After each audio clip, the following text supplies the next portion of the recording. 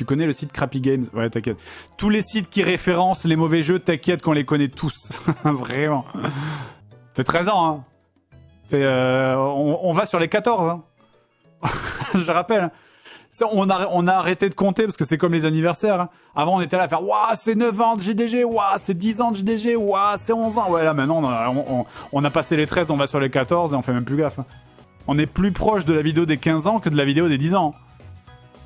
Si je vous mets ça en tête. Hein. Imaginez, si vous nous regardez depuis le début, imaginez que des gens qui sont nés sans nous connaître, qui sont nés après qu'on ait commencé l'émission, sont maintenant au lycée. Terrible. Hein. C'est comme cet exemple que j'avais cité la dernière fois, c'est qu'il s'est écoulé plus de temps entre maintenant et la vidéo Tintin au Tibet qu'entre la vidéo de Tintin au Tibet et le moment où Tintin au Tibet est sorti. L'ancêtre de YouTube, let's go.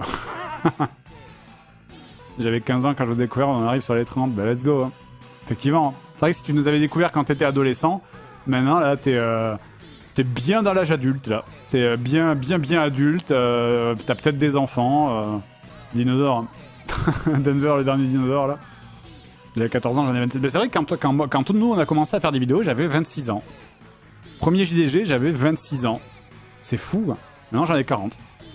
26 ans, c'est l'âge, c'est genre plus jeune que tous les streamers que vous regardez quoi. Moi aussi j'ai été... Moi aussi, je pouvais faire quand j'ai commencé, genre, hey, salut, c'est le joueur du grenier, le petit jeune de YouTube là. Oh, on va apporter du sang frais. Oulala. J'étais là Gandalf il y a 3000 ans. On a cru que tu avais 20 ans. Oh, bah, c'est gentil.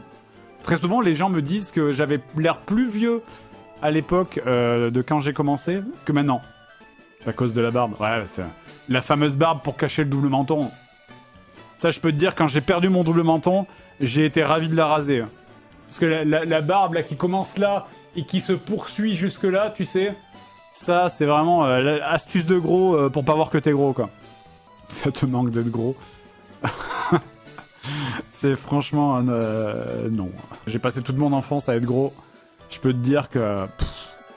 c'est le jour où tu te regardes dans un miroir et que tu te dis... Enfin, c'est vraiment, ça change ta vie de ouf, quoi.